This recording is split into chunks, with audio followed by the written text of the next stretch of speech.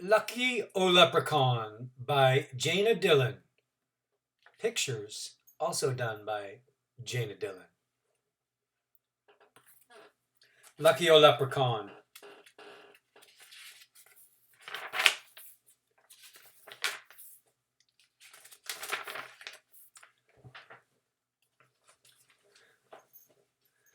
Lucky O Leprechaun.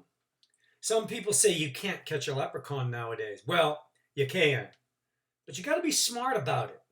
These tricky little creatures will try to befuddle your eyes, twirl your thoughts, and outwit your plans every time. On the eve of St. Patrick's Day, the O'Sullivan kids, Megan and Sean, were sent to stay with the old grand aunties, Auntie Moira, Auntie Bridget, and Auntie Kathleen.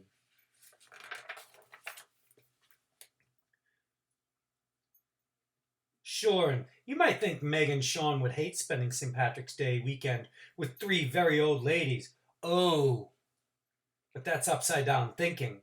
All Meg and Sean had to say was, please, and the dear aunties let them do whatever they wanted, just like that. Aunties, said Meg that day, we want to catch a leprechaun. Oh, leprechaun, is it? Cried Auntie Moira. One of those crabby little shoemakers, asked Auntie Bridget. Oh, leave himself alone, said Auntie Kathleen. Who? Asked Sean. The leprechaun in the garden, said Auntie Kathleen. Oh, he's been there since we were little girls, admitted Auntie Moira. We named him Lucky O Leprechaun, said Auntie Bridget. If we catch him, said Meg, he'll grant us a wish. And the stories he can tell us, cried Sean. True stories of long ago. People usually ask for their pot of gold, said Auntie Moira. But tricksters they are. You'll catch one by holding him in your sight. You blinks once and it's gone. Forget about it, kids. Oh, please, begged Meg and Sean. Please, aunties. Oh, all right, you little sweeties, said the aunties together. You honey darlings.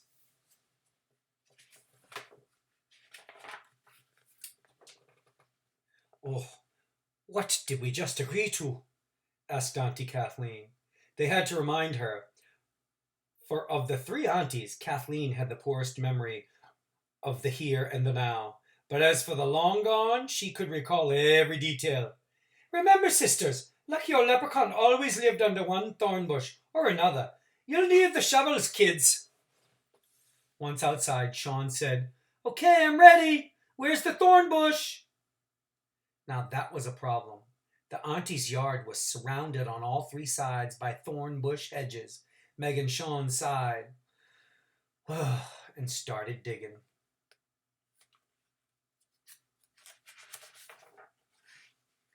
At sunset, Auntie Kathleen called, dinner, darlings. And as Meg and Sean, sore and dirty, went into the house, they heard a little snort of laughter. Looks like you won't be capturing any leprechauns today, mocked a little Irish voice. The kids turned back, but nobody could be seen. Can we go outside searching after dinner? Pleaded Meg as they ate. No, the day belongs to the people, said Auntie Moira. The night belongs to the others.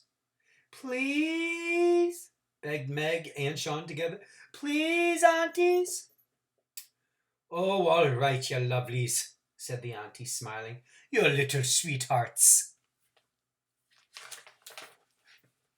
This time the kids used their brains, not their muscles.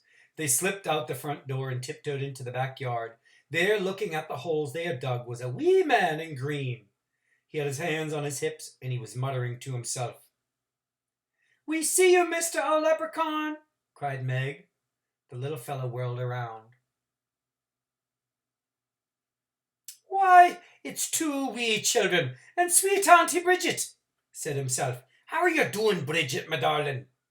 The kids turned to see no Auntie Bridget, and they turned back. Gone? Cried Sean. Chip, I bet he's laughing at us. And indeed, they did hear snickering.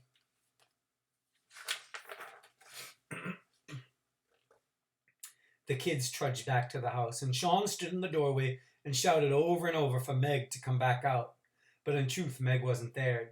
She crept out the front door and into the backyard, and Sean, the rogue, knew it. There was Lucky old Leprechaun. How are you laughing as he listened to Sean? I see you, Mr. Leprechaun, shouted Meg. Oh, you again, cried Lucky Leprechaun, stamping his feet angrily. Sean came running. Well, we'll let you go if you give... What, Meg? What do we want? His pot of gold, but is that really what we want? Quick, Meg, what? I don't know. I guess so. I guess the pot of gold. Granted, said Lucky Leprechaun easily. He took a candle from his pocket and lighted it. I'll just put my candle down to mark the spot, see? And on my honour, I won't move it while you get your shovels. Is that good enough?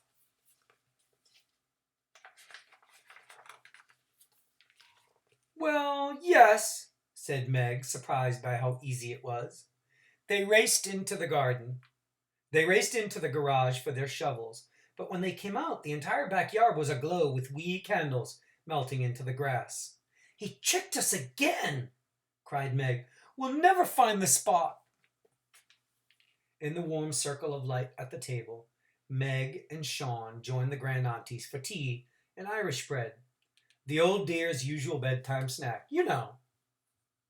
Sean and I have a plan to outwit that leprechaun, said Meg. Oh, how in heaven's name are you going to do that? Asked Auntie Moira. With your help, aunties, said the kids. Please. The trap to track the leprechaun to his home was set up as fine as you please on the kitchen floor. Auntie Moira poured a drop of tea in a wee doll's cup and placed a bit of Irish bread on a tiny dish. Aunt Bridget let the kids put her old step-dancing shoes of finest leather near the snack. And he being a cobbler, she said, giggling, how can he resist? Auntie Kathleen added the $5 gold piece that had lain hidden from thieves in her underwear drawer for 70 years, and she placed it by the teacup. Last, they poured gooey shamrock green frosting in a circle around the trap. St. Patrick's Day morning, the kids leaped out of bed and raced downstairs. Auntie Moira and Auntie Bridget were staring at the trap. It was himself, crowed Auntie Moira. The little Manny was here. Indeed, the gold coin was gone. The food was eaten. Glory be! The little devil cut a piece of leather from my shoe, cried Auntie Bridget with delight. It worked, shouted Sean. Look, there are tiny frosting footprints leading to the back door. Come on, let's follow them. They opened the hall door to find Auntie Kathleen on her hands and knees, scrubbing the floor. There was frosting all over the floor, she said, but don't worry, I've cleaned it up bright and shiny again. Oh, Musha, you didn't, cried Auntie Moira. But Meg and Sean ran past Auntie Kathleen and out the door. The green footprints began again and led to a hole in the ground under a thorn bush. But how do we get him to come out? Whispered Sean. Auntie Bridget removed one of her gold earrings. Put it outside his door, dearies, and hide. Sure, and it didn't take long before the little miser came out with his eyes aglow, staring at the gold. We see you, Lucky Leprechaun, shouted Meg, pouncing on him. That's a fine how do you do, cried the little cobbler. Bring the wee fella inside, squealed Auntie Kathleen. Lucky Leprechaun saw he was in a tight spot. If it's all the same to you, my fine Colleen Meg, he said in a voice laden with blarney, I'm not interested in talking to anyone, including that sport Sean beside you, or even that trinity of old girls, your aunties. So I'll be on my way, begging your pardons. So long, ta-ta, see you some other time. Meg didn't answer. She marched into the house and placed him on the table. Ask for his pot of gold, warned Auntie Moira, before he tricks you again. First, we want to ask questions, said Sean. Like, how old are you? Oh, you nosy child, griped the shoemaker.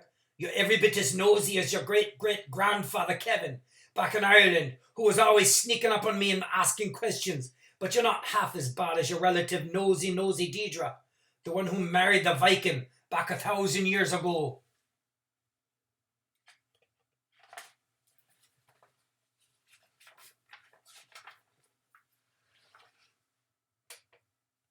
Did you know all our relatives then? All the way back then? Asked Meg. Oh, too well, snapped the leprechaun. Enough said. How did you get to America? Asked Sean. Wouldn't you like to know? Said the little man. Tell us about the little people, said Meg. It's a long story and I haven't got time to chat, said Lucky O'Leprechaun stubbornly. I'm not answering another nosy question. And Meg and Sean whispered into each other's ear and nodded. We have our wish, said Meg. Well, demanded the leprechaun. He hugged Auntie Bridget's gold earring tightly to his chest. Well, what is it?